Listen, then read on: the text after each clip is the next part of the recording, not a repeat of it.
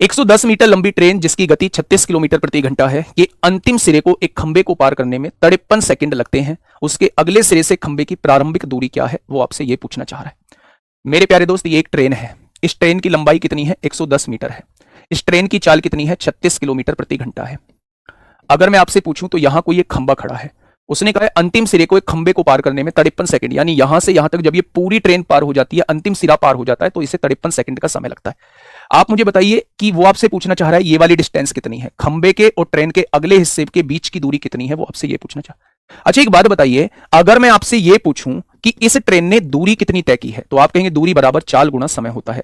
चाल कितनी दी हुई है? 36 गुणा 5/18 दी हुई है। और कितने समय में इस खंबे को पार करती है? 53 सेकंड में इस खंबे को पार करती है।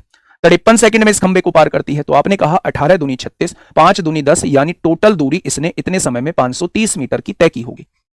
भाई, अगर मैं आप लोगों से यह पूछूं कि इस चाल से चलते हुए अगर किसी खंबे को वो 53 सेकंड में पार करती है, तो 53 सेकंड में तय की गई दूरी उसके द्वारा जो होगी वो 530 मीटर होगी।